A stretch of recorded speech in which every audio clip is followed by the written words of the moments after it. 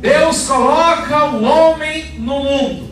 Isaías 45:18 diz que Deus criou os céus e a terra, e não criou os céus e a terra um caos. Criou com ordem, para que fosse habitado. Não era um caos, era o Éden, era um lugar perfeito. Sim, meus irmãos, se há um Criador, e eu tenho certeza que há um Criador de todas as coisas, não foi Ele que criou o caos, Ele criou a ordem. E Ele disse: façamos o homem à nossa imagem e semelhança. Aleluia. E Ele coloca o homem, a palavra Adam significa humanidade. E a palavra homem vem do termo humus, que é terra, é o terroso. Sim, a ciência já comprovou que a matéria do nosso corpo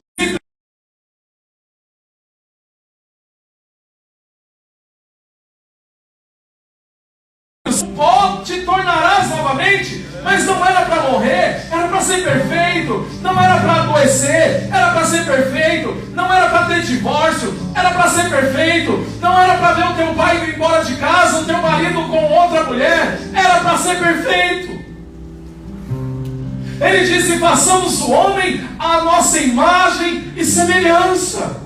E ser imagem e semelhança de Deus não é estar na cachaça, nas drogas, quebrando pau com a esposa dentro de casa, morrendo, tentando se matar, se cortando com depressão. Não é isso ser imagem e semelhança de Deus. Deus não enche a cara de cachaça, Deus não tem depressão, Ele não se corta, Ele não pensa em morte, Ele não tem um sentimento ruim na alma dele. Deus é perfeito e criou um homem perfeito, mas Ele deu todas as coisas para que a gente pudesse administrar e deu uma ordem. Comam de tudo, namorem, procria. Só uma coisa: tem um lugar, uma árvore chamada árvore da ciência do conhecimento do bem e do mal. Ela está no meio do jardim, não toca, não mexe. Fica difícil eu deixar de entrar nos méritos que pergunta-se muito: por que Deus deixou aquela árvore no centro do jardim? Por que Adão não pegou um machado, uma foice? Dá licença que eu vou cortar essa árvore aqui. Sim, meus irmãos, tem uma árvore da ciência do conhecimento do bem e do mal lá fora te esperando. E Deus não vai permitir, não vai tirar de você o teu livre-arbítrio. Ele vai permitir sempre a possibilidade da queda. Deus vai permitir. Ele não quer que você caia, Ele não quer que você beba, Ele não quer que você se divorcie. Mas Deus não vai criar marionetes. A grande pergunta filosófica e teológica, que é o tema dessa mensagem, não é se Deus existe, é por que sofremos. Sim, esse é o tema dessa mensagem. Por que sofremos? E Deus me orientou a falar sobre isso hoje. E ontem de manhã, quando eu estava terminando essa mensagem, Deus falou para mim, eu indagando, eu falo: Senhor, isso é uma coisa que eu sempre falo, e das minhas mensagens eu sempre abordo esse tema do sofrimento. E Deus falou para mim desse jeito: vai ter pessoas no culto que eu vou levar domingo, porque eles precisam ouvir essa mensagem. Eu não posso pregar aquilo que eu acho bonito, eu não posso pregar aquilo que eu acho certo, eu não posso querer aqui me mostrar com conhecimento, com frases de efeito. Eu tenho que falar do Evangelho, eu tenho que pregar o Evangelho, eu tenho que falar de Jesus, eu tenho que pregar Jesus. E mesmo que seja repetitivo, eu vou repetir, porque as mensagens do Novo Testamento, todas elas são iguais. Estevão no capítulo 7 de Atos dos Apóstolos, Pedro no capítulo 2 de Atos dos Apóstolos, Paulo no capítulo 17 de Atos dos Apóstolos, eles pregam a Jesus Cristo, ao arrependimento das obras mortas, à ressurreição dos mortos. E ele sempre fala que Deus, na sua riqueza em glória e misericórdia, dá à humanidade a possibilidade de dar a volta por cima e de não enfrentar mais aquilo que o mundo enfrenta. Essa é a mensagem do Evangelho. Isso foi o que Deus falou para que eu dissesse hoje. Ele disse: João, você vai responder algumas coisas relacionadas a esta temática. Por que sofremos? porque eu vou enviar domingo. Deus disse isso. Eu vou enviar pessoas no culto que precisam ouvir essa palavra. São pessoas preciosas, porque quem salva é Jesus. Quem morreu na cruz foi Jesus. Quem perdoa pecados é Jesus. E quem trouxe você aqui foi Jesus. Ele disse: ninguém vem a mim se o Pai não o trouxer, em João capítulo 6. Ninguém vem a mim se o Pai não o trouxer. Quem trouxe você aqui foi Jesus. Não foi o teu coração bonzinho, não foram as tuas necessidades, foi aquele que convence o pecador do pecado. Em João capítulo 16 diz que não é o padre que convence do pecado, não é o pastor que convence do pecado, não é a mãe que convence do pecado, não são as tribulações da vida que convencem do pecado. Quem convence o homem do pecado, da justiça e do juízo é o Espírito Santo, e Ele está aqui. Ele te glória a Deus.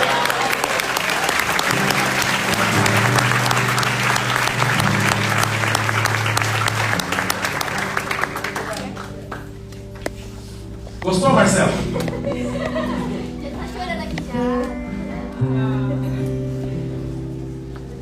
Você tem o mesmo nome do irmão da pastora Marisa. Quando você falou assim, meu nome é Marcelo, eu percebi que a Marisa fez assim. E o irmão dela faleceu por causa do álcool. Eu vi aquele menino crescer, bonito.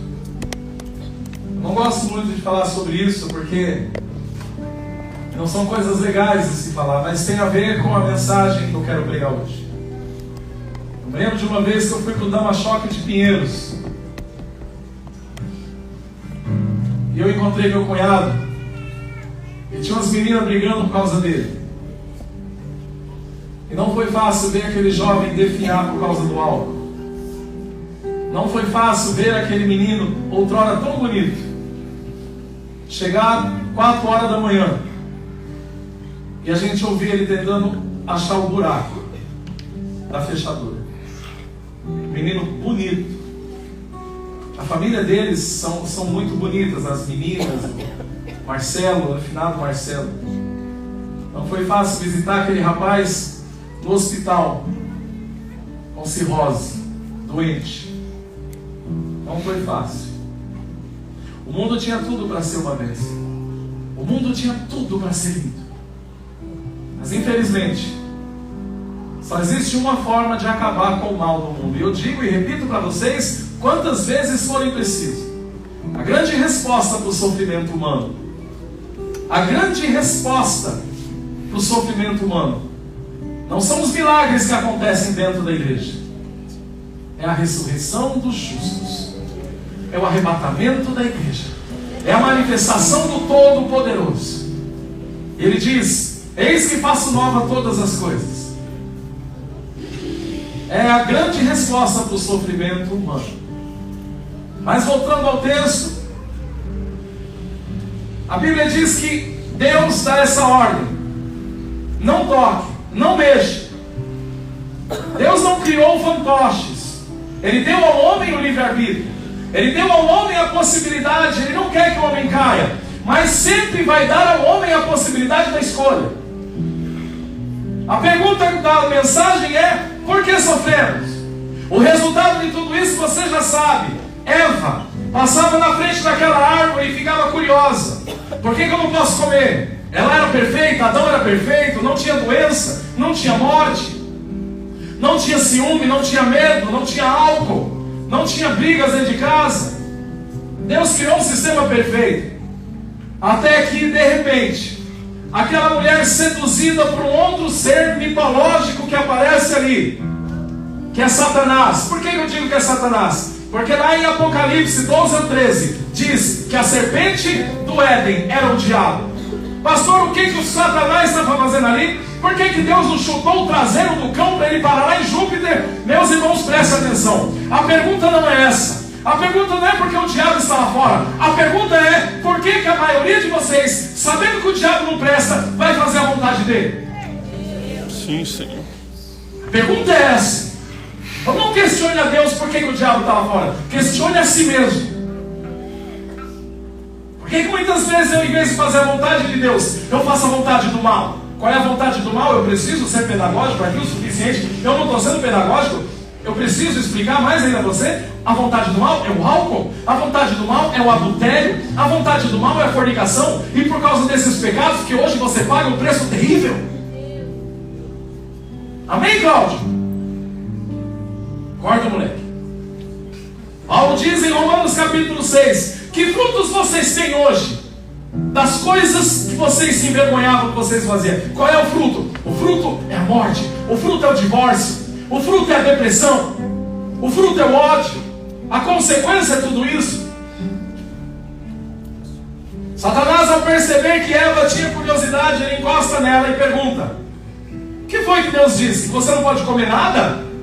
E ela disse: não, eu posso comer o que eu quiser, eu só não posso comer do fruto daquela árvore, porque Deus falou que se eu comer eu vou morrer. E o diabo então diz para ela, como disse para a gente muitas vezes: vai morrer nada, você não morre não. Você só conhece o bem, você precisa conhecer o mal. Se você não beber uísque, você não vai saber se é bom ou ruim. Se você não acender um baseado e dentro d'água, você não vai saber se é bom ou ruim. Você precisa conhecer o mundo, você precisa conhecer o sistema, você precisa conhecer a balada. Você não precisa ficar dentro da igreja enfiado lá, você precisa conhecer e conhecer. E muitas vezes as pessoas se desviam da presença de Deus. Preste atenção, meu irmão, você está no Éden, você está na presença de Deus, o Senhor te visita, mas o diabo vai colocar no teu coração que se você se afastar aí da igreja, você não vai morrer. Quando você quiser voltar, você volta. Foi assim com Eva. Ele olha para Eva e diz: nada, você não vai morrer, você vai ser igual a Deus, porque você só conhece o bem, agora você vai conhecer o mal. Como que é isso, pastor? Como que o diabo diz que o ser humano vai ser igual a Deus? Preste atenção. Todas as vezes que você cria no teu coração algum tipo de independência em relação a Deus, você está se autodenominando Deus, porque você não tem condição de administrar a sua vida sem a presença do Criador. Você não pode desvincular a tua vida da pessoa do Criador. E quando você diz: eu não preciso de Cristo, eu não preciso da igreja, você está dizendo que você não precisa de Deus. E se você não precisa de Deus, então você é uma espécie de Deus. Se você pode viver independente daquela pessoa, porque você não precisa dela, então você é do mesmo tamanho de Deus. Olha para a tua vida, olha para o teu casamento, olha para o casamento dos teus pais, olha para a circunstância que você está vivendo, mas mesmo assim, você quer pecar, você quer se desvincular da presença do Criador. E eu prego essa mensagem hoje, e essa mensagem é para você que é crente, é para você que é descrente, é para o diácono, é para mim. Satanás vai te cegar, Satanás vai tentar te seduzir, dizendo que se você fizer o erro, se você cair em adultério, se você fumar maconha, se você fornicar com a tua namorada, não vai dar nada. Como assim não vai dar nada? Quantas meninas hoje sofrem, padecem com gravidez precoce? Quantas mulheres aqui passaram por isso? Foi fácil. Você que engravidou na hora errada, você que engravidou de um cara que não cuidou de você, foi legal, foi divertido? Você passou necessidade, você teve que amadurecer antes do tempo. E Satanás colocou no teu coração: vai, faça, peque, não vai dar nada não. E você obedeceu ao diabo e criou uma independência em relação a Deus. E o fruto disso foi a destruição. O fruto disso foi a depressão. Você passou por coisas que hoje você olha para trás e você diz assim: eu deveria ter feito diferente. Porque sofremos. Deus então aparece no Éden e chama Adão, humanidade, Adam, humanidade, e a humanidade não responde. E ele insiste: Adão. Adão então aparece, coloca a cabeça para fora, e Deus percebe que Adão está com medo. E Adão então olha para Deus, sim, olha para Deus. Deus visitava aquele casal todo dia às 6 horas da tarde. Quantos estão me ouvindo? Digo amém. Amém. Todos os dias, 6 horas da tarde, Deus visitava o Éden. Existem pessoas que são visitadas pela depressão, existem pessoas que são visitadas por demônios, existem pessoas que recebem visitas espirituais malignas dentro de casa. Aquele casal recebia a visita do Senhor todos os dias. Ei, meu irmão, preste atenção, não é esquizofrenia, mas eu falo com Deus, eu ouço Deus, eu falo em línguas, eu escuto o Espírito Santo. Se o Satanás dá consulta lá no satanismo, por que o Espírito Santo não vai falar comigo no secreto da minha casa?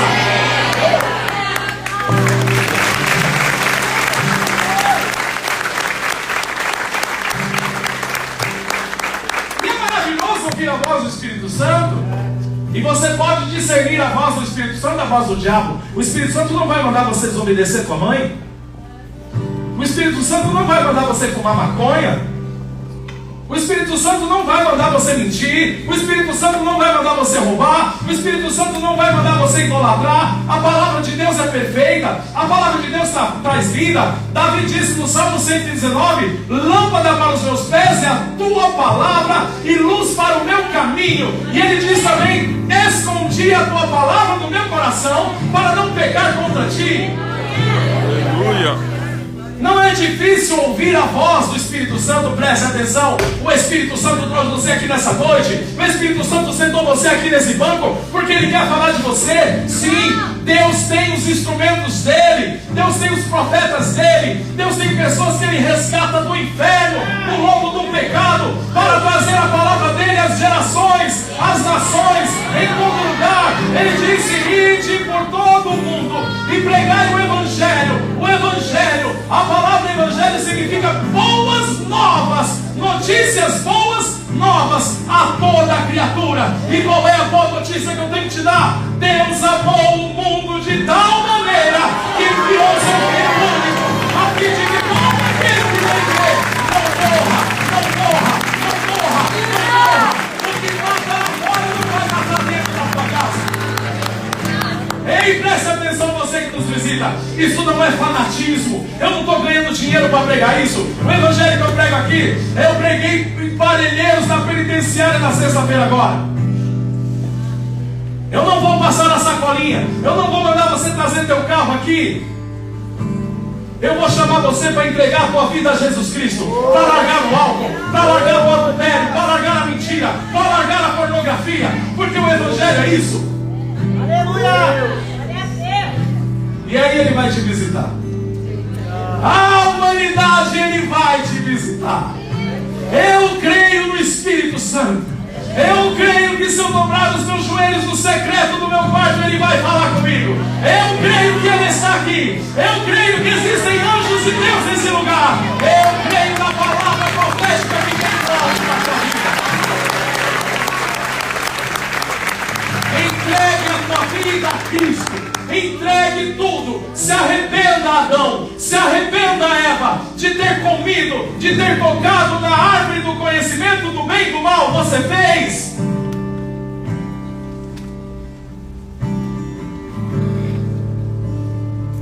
Adão então responde: Deus, eu ouvi o Senhor se aproximando e tive medo. E Deus diz: medo?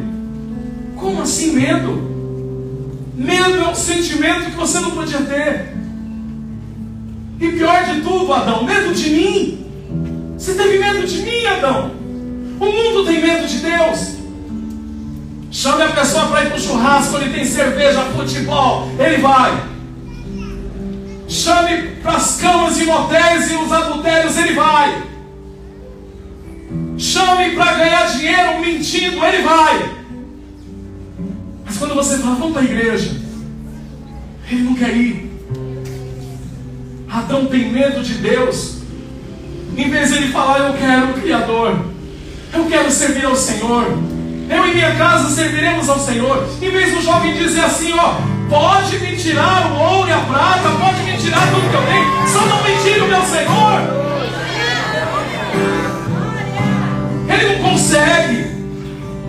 Ele prefere tocar na árvore do conhecimento do bem e do mal. Preste atenção, casais. Tem uma árvore do conhecimento do bem e do mal dentro da tua casa. Quando você começa a brigar, quando você xinga um ao outro, você está comendo do fruto da árvore do conhecimento do bem e do mal.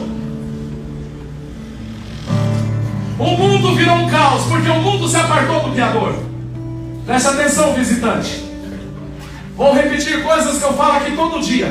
O cristianismo nunca pleiteou ser a maior religião do mundo. Porque se o cristianismo se tornar a maior religião do mundo, não é cristianismo. Seja lá o que for, não é cristianismo. Porque Jesus diz: a porta é estreita, o caminho é estreito, e poucos vão de passar por ele. Você que está me ouvindo aqui, o teu coração está queimando, você está com um sentimento de arrependimento na tua alma, mas tem uma árvore do conhecimento do bem e do mal te esperando lá fora. Portanto, a primeira coisa que eu quero dizer nessa noite, o primeiro primeiro item, o primeiro tópico, a primeira resposta da pergunta: por que sofremos? É porque fazemos as escolhas erradas. Sim, Senhor.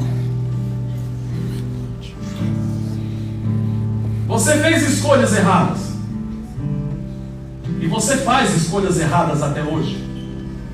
Você é aquilo que você faz quando não tem ninguém te vendo. Quando sua mulher não está perto, quando seu patrão não está perto, quando tua mãe não está perto, a máscara cai, você mente, você rouba, você pratica feitiçaria, você xinga palavrões, você faz as escolhas erradas. Não se faça de vítima. Porque sofremos? Porque escolhemos o erro, preste atenção.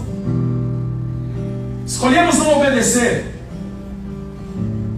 Escolhemos as coisas erradas. Em Gálatas capítulo 6, versículo 7 diz: não se engane o homem, pois aquilo que ele semear, ele vai colher.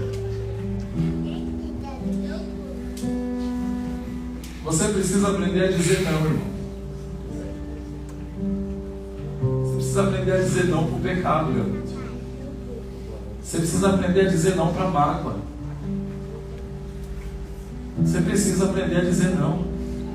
Eu estou preparando uma mensagem que eu não sei quando é que eu vou pregar ela. Pessoas que disseram não ao diabo e pessoas que disseram sim a Deus. José disse não. Repita comigo: José disse não. Quando a mulher do patrão dele gruda na roupa dele e diz: você é meu. A esposa do patrão dele, uma mulher rica, gruda no pescoço dele e diz: você é meu. Agora você é meu. Esse José, preste atenção, ele tinha todos os requisitos necessários para poder cair e se auto-justificar dizendo: eu caí porque meus irmãos me abandonaram, eu caí porque o meu pai não veio me buscar aqui no Egito, eu caí porque sofro nessa terra estranha, por isso eu caí. Igualzinho você faz. Eu sou assim porque você não sabe o que eu já passei na vida. Eu passo por isso, eu faço isso, por causa disso ou daquilo, e você usa de má fé. Você se abstém da responsabilidade, colocando a culpa em circunstâncias e em terceiros dos pecados que você comete. Eu fui abandonado pelo meu pai, por isso que eu maltrato os meus filhos. Não, você maltrata os teus filhos porque você não tem desejo de tratá-los bem. Você não pode colocar a culpa em nada nem em ninguém. Primeira razão do porquê nós sofremos é porque escolhemos errado. José disse não àquela mulher. Quando ela gruda ele: você é meu. Ele olha para ela e fala assim: senhora, longe de mim pecar contra o meu Deus e contra o meu patrão. Ele disse não. Ele escolheu certo. E você precisa aprender a escolher o certo e parar de escolher errado. Volte atrás hoje, porque você veio aqui para ouvir a palavra de Deus. Você que está pensando em fazer o mal, você que está pensando em trair, você que está pensando em idolatrar, adulterar, roubar, fornicar, você que está pensando em mentir, você que está mirabolando ganhar um dinheiro fazendo coisas erradas, volte atrás hoje, porque o Senhor está te advertindo. Você que está pensando em se separar, não faça isso. Você que está pensando em se vingar, não faça isso. Você tem hoje uma escolha, e se você escolher errado, meu irmão, o pecado está batendo na tua porta, e se você escolher errado, você vai cair, você vai morrer, e não vai ter quem te segure e te sustente. Porque sofremos. Número 2, porque somos induzidos por outras pessoas. Adão, você comeu do fruto da árvore que eu disse que não era para comer, Adão. E ele responde o quê? A mulher que você me deu me induziu. A mulher que você me deu me seduziu. A mulher que você me deu, ela me ofereceu um fruto. Irmãos, eu não creio que Eva chegou assim: ó Adão, o que tem na mão? Ó, segura aí, come. E o Adão pegou e comeu. Eu tenho certeza de que Eva argumentou, criou premissas e conclusões e deu a Adão razões para que ele pudesse cometer o mal. Porque sofremos, porque somos induzidos ao erro. Preste atenção. A primeira questão é: sofremos. A primeira resposta é: sofremos porque escolhemos errado. E número 2, sofremos porque escolhemos errado devido a ser induzido por outras pessoas. Pode uma pessoa ser induzida por outra? Claro que pode. Lógico que pode. Irmão, eu não posso ser racional o suficiente para dizer assim: eu tenho o controle das minhas escolhas sempre. Uns anos atrás, uma menina de 16 anos, passando pelo retiro que a gente organiza e organizava na igreja na época, 16 anos de idade, ela chamou uma diaconisa e falou assim: eu quero falar com o pastor João. No nosso sobrenatural, mulheres atendem mulheres, homens atendem homens, porque mulher tem assunto de mulher e homem pode ouvir o homem também. Mas ela insistiu: eu quero falar com o pastor João. E ela chorava muito. Uma diaconisa chegou em mim e falou assim: pastor, ela disse que só fala com o senhor e ela está chorando muito. Eu falei: tudo bem, eu vou atender ela. Pedi para a diaconisa ficar a 15 metros de distância, sentada, observando eu e a menina conversando. Sentei com a menina. Ela olhou para mim, tremendo e chorando, e disse assim: pastor, eu cheiro cocaína, eu bebo, eu já me relacionei sexualmente com muitos homens, eu tenho desejo de morrer, eu saio no tapa com qualquer um, eu não tenho medo de nada, eu sei que eu estou errada, eu quero mudar, eu preciso mudar, mas eu não consigo. Sabe por quê, pastor? Pastor, me desculpa, eu queria muito falar com o senhor, eu sei que o certo é eu falar com as irmãs, mas eu vi no Senhor a figura do Pai que eu gostaria de ter e não tenho. Eu quis muito conversar com o Senhor. Meus irmãos, quando ela falou aquilo, eu tremi, eu gelei, eu me desarmei. Eu olhei para ela e falei assim: moça, pelo amor de Deus, me diga o que você precisa. E ela disse assim: pastor, sabe por que eu sou assim? Porque eu fui abusada sexualmente pelo meu padrasto dos 8 aos 14 anos de idade. Ele tirou a minha virgindade, ele me sujava. E quando eu completei 14 anos de idade, eu cheguei na minha mãe para contar a verdade, porque ele me proibia. Ele dizia: se você contar para tua mãe, eu mato a tua mãe, eu mato a tua irmã pequena, eu mato você, depois eu me mato. Não conte nada para ninguém, porque senão eu toco fogo em tudo aqui. Quando ela fez 14 anos de idade, ela criou coragem e contou para a mãe.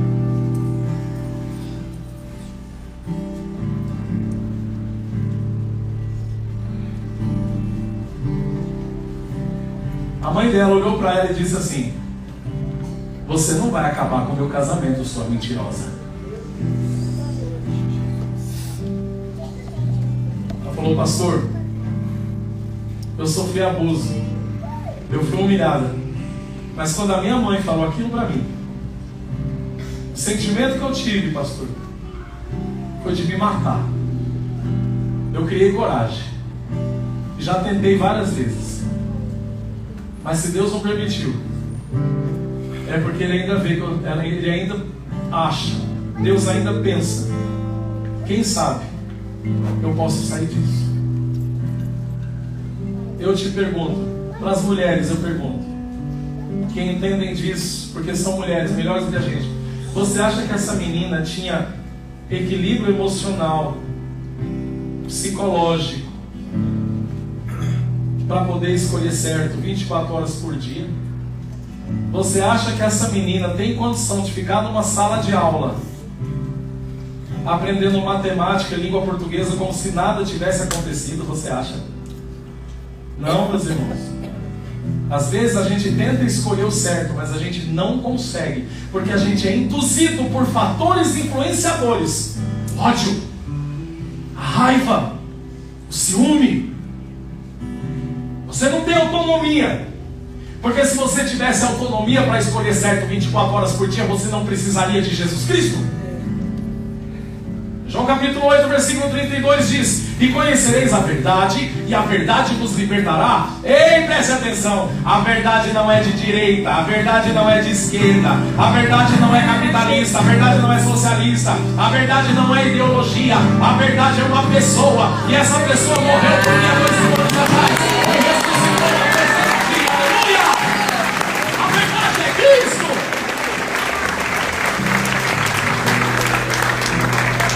Conhecereis a verdade.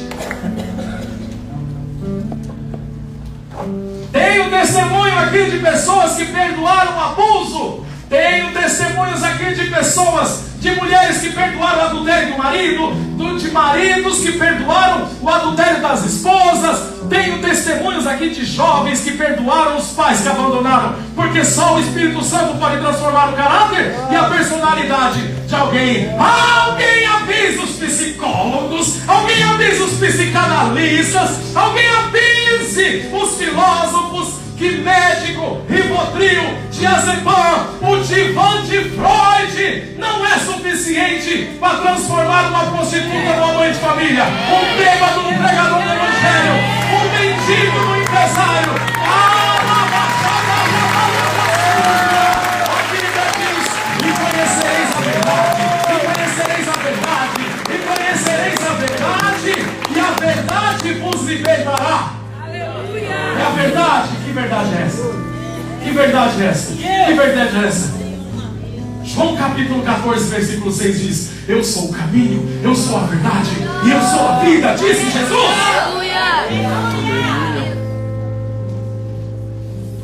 Porque sofremos? Porque escolhemos errado. Porque sofremos? Porque somos induzidos por pessoas ao erro. Para quem você anda pedindo conselho aí, irmão? Você está pedindo conselho para o teu casamento para uma pessoa adúltera? Lá na tua empresa, mulheres adúlteras estão dizendo para você como que você deve tratar o teu marido, irmão. E você disfarça e ainda vai assim, ó. Glória a Deus. Salmo 1. Bem-aventurado homem e mulher que não anda segundo o conselho do ímpio, não se detém no caminho dos pecadores, e não se assenta na roda dos escarnecedores. Antes tem o seu prazer na lei do Senhor, e nela medita de dia e de noite. Pois será como árvore plantada à beira do rio, as folhas não caem, ela dá o fruto na estação própria, tudo que ela põe as mãos prospera.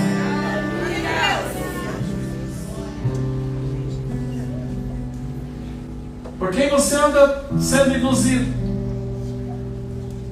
Nossa avózinha já dizia: as más companhias corrompem os bons costumes.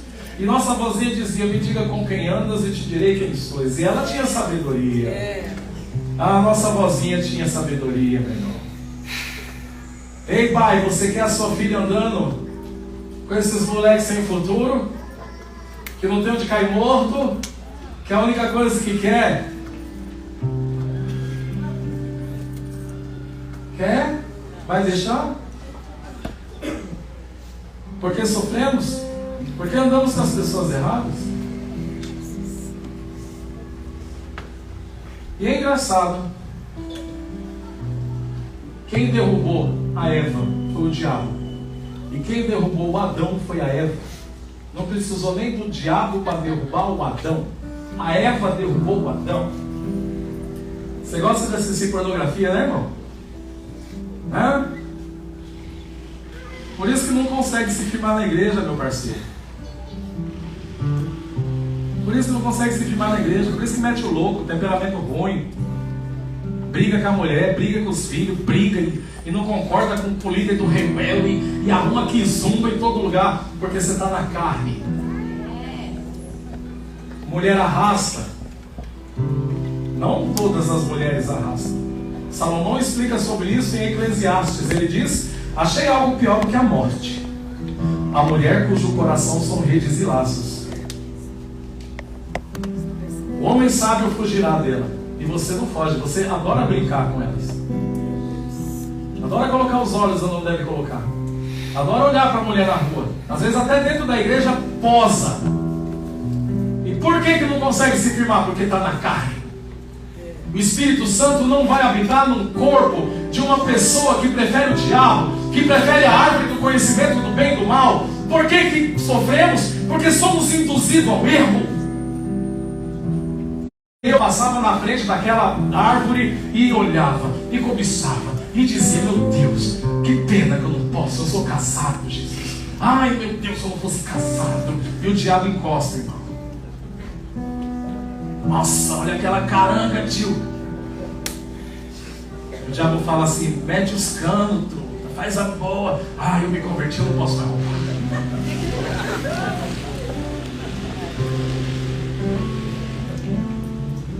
Quando o diabo percebe a deficiência, ele encosta. Você tem um ponto fraco, meu irmão. Temperamento, álcool, mulher, dinheiro. Ele sabe qual é o teu ponto fraco, meu parceiro. Ele vai encostar já. Ele vai encostar. E se você deixar ele te derrubar, não subestime o inimigo. Você está no meio de uma batalha espiritual. E eu vou orar. Eu vou orar. E onde tiver um encosto, aqui dentro, a gente vai mandar embora. Pode perceber. Não subestime o inimigo, meu irmão. Pedro diz em capítulo 5, versículo 8, que ele anda ao nosso derredor, bramando como um leão e buscando a quem possa tragar. E em Jó capítulo 1, Deus olha para Satanás e pergunta: de onde vem Satanás? Ele responde o que Pedro disse: rodeando a terra, ao derredor dos homens, rodeando a terra e passeando por ela, buscando a quem possa tragar. Ele olha para quem? Ele olha para Jó. Ele viu Jó. E aí Deus fala assim: Satanás, você está de olho em Jó? E ele responde: sim, eu estou. E eu percebi que o Senhor construiu um muro ao redor de Jó. Satanás diz assim. E Deus fala assim: diabo, meu servo Jó é íntegro, correto, temente a Deus e se aparta do mal. E aí Satanás diz assim: claro, você construiu um muro ao redor dele, e você abençoou ele, deu de tudo, do bom e do melhor. Por isso que ele te serve, porque ele tem do bom e do melhor. Tire tudo que ele tem, que ele vai blasfemar contra você. Tire tudo. Viu, crente? Você que blasfema contra Deus e fala: vou sair da igreja porque meu marido não se converte. Vou sair da igreja porque minha vida financeira está um caos. O diabo tem razão mesmo, parceiro. Ele não está errado não. Tira o que ela tem, que ela se desvia. Essa pessoa linda que chega na igreja e canta, e adora, e chora, e veste o uniforme do sobrenatural. Tire o empreguinho dela, tire o maridinho dela, tire a saúde dela, que ela blasfema, ela sai da igreja. Muitos de vocês saem da igreja por muito menos, por preguiça de ir para o culto. É muito fácil. Subestimar o diabo é muito fácil. Paulo disse que nós estamos no meio de uma batalha espiritual. Em Efésios capítulo 6 ele diz: nós não temos que lutar contra a carne e o sangue, nós não temos que lutar contra pessoas, nós temos que lutar contra Satanás e seus anjos. Portanto, se revistam de toda a armadura de Deus. Ele diz em Efésios capítulo 6, irmão, não subestime o inimigo. Não abra brecha para Satanás entrar. Vigia, ora, pede conselho para o teu líder, peça conselho para o pastor. Tiago diz: confessem as vossas culpas uns aos outros, peça ajuda. Você nesse exato momento é alvo de demônios. Eles estão tentando destruir com a tua fé, eles estão tentando destruir com o teu casamento, eles estão tentando destruir com a tua vida. Mas Deus trouxe você aqui nesta noite. O Espírito Santo trouxe você aqui nesta noite. E ele falou para mim: João, prega sobre isso, porque eu vou levar pessoas na noite da igreja que precisam ouvir essa palavra. Ei, meus irmãos, se o Filho vos libertar, verdadeiramente sereis livres. Porque Filho vai cair no pecado, mas Filho vai cair à tua direita, e você não será atingido. Não será atingido. Eu tenho uma boa notícia para te dar. Pedro 5,8 diz que o diabo anda ao nosso derredor. Ele está a 20 metros de distância, olhando para a gente. Mas o Salmo 34,7 diz que o anjo do Senhor acampa ao redor daquele que tem Deus e o livra de todo mal. Se o cão está ao derredor, o anjo está ao meu redor. Lembra do sobrenatural? O anjo ao redor e o diabo à espreita, falando em código só para criar uma expectativa nos que vão passar. Lembra do sobrenatural? O anjo ao redor e o diabo à espreita. É assim que é. Porque sofremos, porque escolhemos errado, porque somos induzidos por outras pessoas, Eva induz Adão, e porque subestimamos o adversário. A Eva troca ideia com o diabo. Pastor, como que eu posso acreditar nisso? De que o diabo, a serpente, irmão, preste atenção. Você que escuta vozes dizendo se mata, você que escuta vozes dizendo peque porque não vai dar nada, saia da igreja que não vai dar nada. O mundão está aí, ó. São 7 bilhões de seres humanos. Quantos crentes cheios do Espírito Santo tem no mundo? Ah, irmão, eu não sei. Eu só sei que Jesus disse que a porta é estreita. Eu só sei que Jesus disse que poucos vão de passar por ela. E aí o diabo fala assim, ó: ande com a multidão. Vai com a multidão. Vai com a multidão. A maioria não é crente. A maioria não é para a igreja. Ei, meu irmão, o inferno está cheio. O céu também. Mas tem mais gente no inferno. Mas no inferno não existe ninguém que deveria estar no céu. E no céu não existe ninguém que deveria estar no inferno. Porque Deus conhece o coração do homem. E se nesta noite você entregar a sua vida ao Senhor Jesus Cristo, você vai ser salvo. Você vai ser perdoado dos seus pecados. E Ele vai colocar em você o Espírito Santo. E você vai conseguir escolher certo, escolher certo, escolher certo.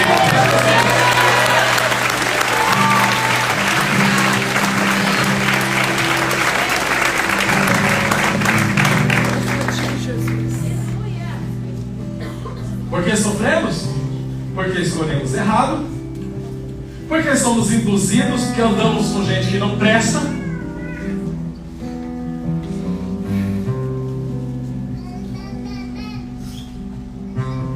e porque subestimamos o diabo. É coisa que eu quero abordar com vocês nesta noite, chegando ao próximo encerramento. As circunstâncias não podem, as circunstâncias ruins não podem ditar as regras da minha fé e do meu amor por Cristo. Não permita que as circunstâncias determinem a tua conduta. Paulo disse: eu sei ter abundância e eu sei ter escassez. Eu posso todas as coisas naquele que me fortalece. Não permita que o sofrimento, ou a abundância, a doença, ou a saúde determine a tua fé. Quantos estão me ouvindo? Digam amém. Amém. Seja na pobreza ou na riqueza, eu sirvo a Deus. Eu não sirvo a Deus por aquilo que Ele pode fazer por mim. Eu sirvo a Deus por aquilo que Ele é, que Ele representa. Eu não quero suas mãos somente, eu quero a sua face. Não importa se eu estou legal, se está tudo bem, se meu carro eu troquei esses dias, se meu apartamento novo já saiu, já foi liberado, eu vou pular para ele daqui a pouco.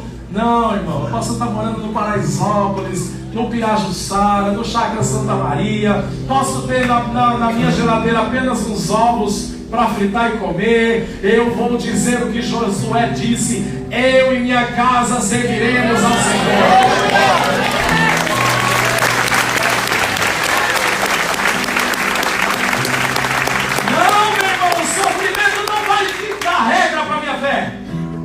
As circunstâncias não vão determinar quem eu sou diante de Deus, porque a minha vida não está nesse mundo. Pedro disse: vós sois peregrinos e forasteiros nessa terra.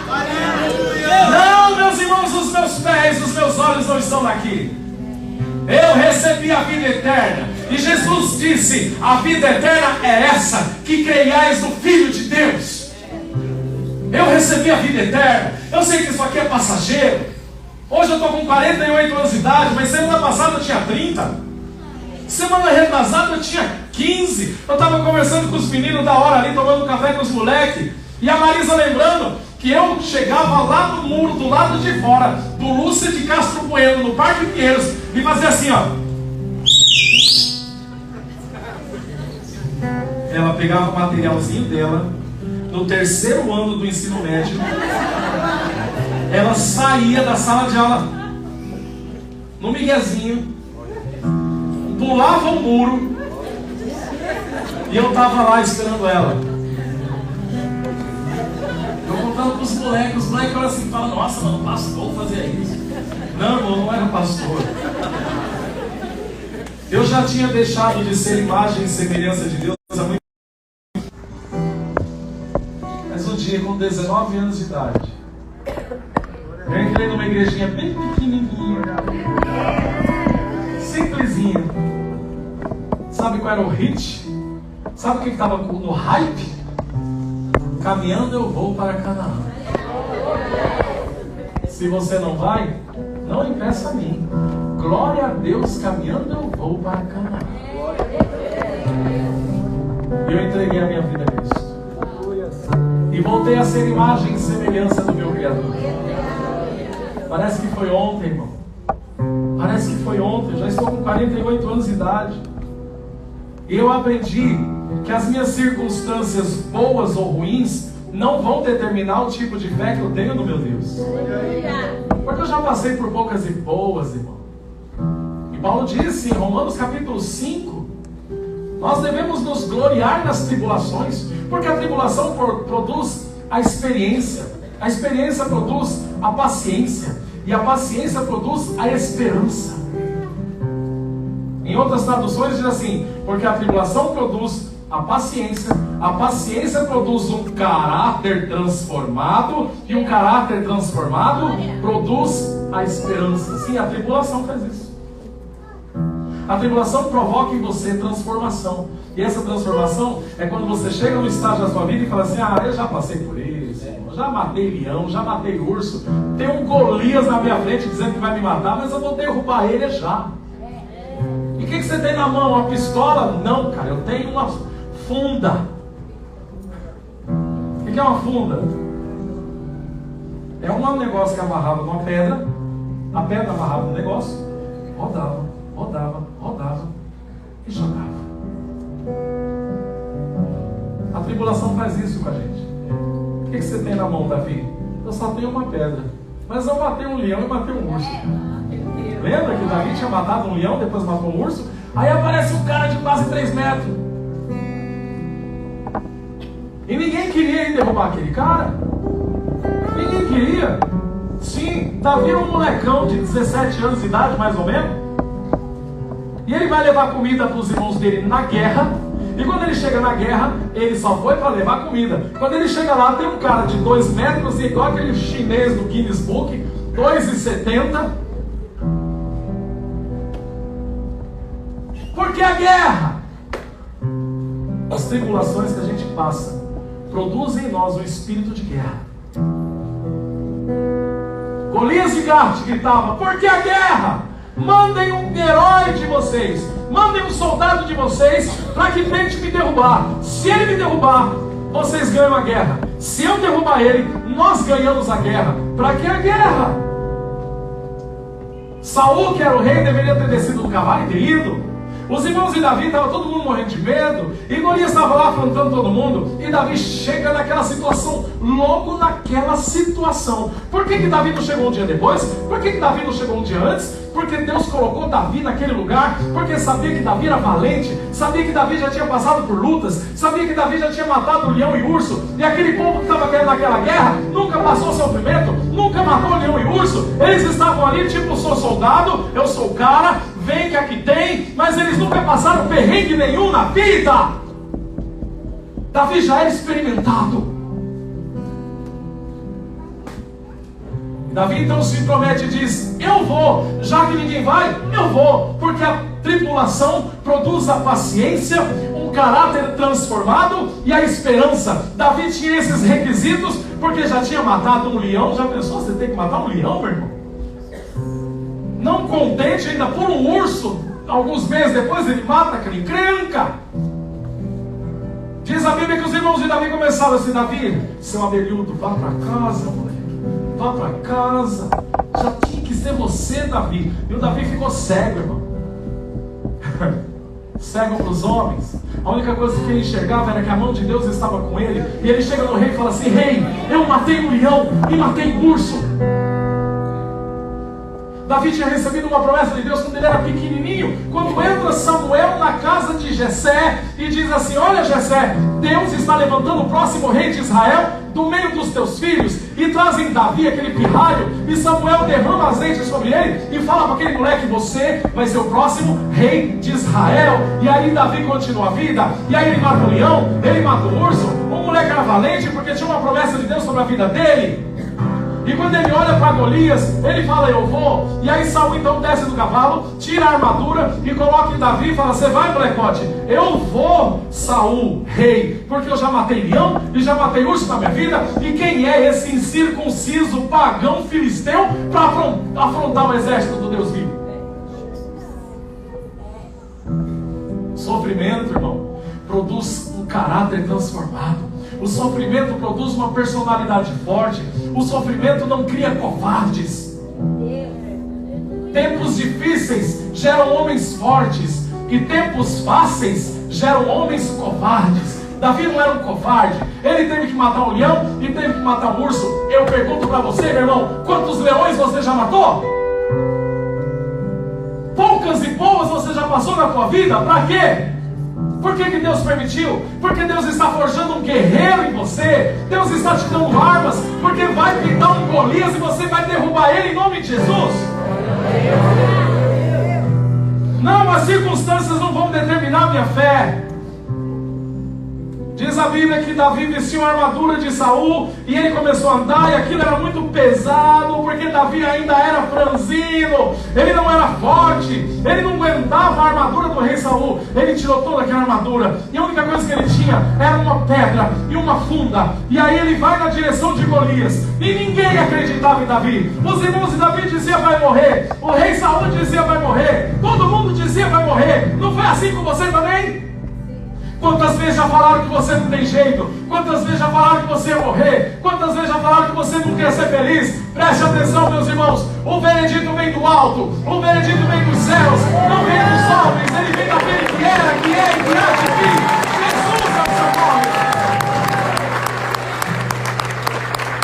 Davi cria em Deus: eu matei leão, eu matei urso, e mais ainda, eu sou ungido do Senhor. Você acha que Davi se esqueceu de que o profeta Samuel chegou nele e falou assim: moleque, você vai ser rei, moleque, você vai reinar? E você se esqueceu de que quando você aceitou Jesus aqui naquele dia, que você veio aqui chorando, que você abraçou alguém aqui, o Espírito Santo gritou na tua alma e falou: eu vou mudar todas as coisas, confia em mim. Aleluia. Nunca se esqueça disso, de quem falou com você não foi o João, foi Deus. Quando Golias de Gate vê aquele moleque magrelo com uma funda na mão e uma pedra, Golias diz assim: sou eu porventura um cão para me mandarem um moleque com uma pedra? Moleque, eu vou arrancar a tua cabeça hoje diante de todo mundo. Davi olha para ele e diz assim: tu vens contra mim com espada e com lança, mas eu vou contra ti em nome do Senhor dos exércitos. Aleluia. Contra mim com espada e com lança, mas eu vou contra ti em nome do Senhor dos exércitos, a quem você afrontou, seu maluco. Quando Davi viu aquele idiota, aquele imbecil afrontando Deus, ele falou assim: arrumou para a cabeça.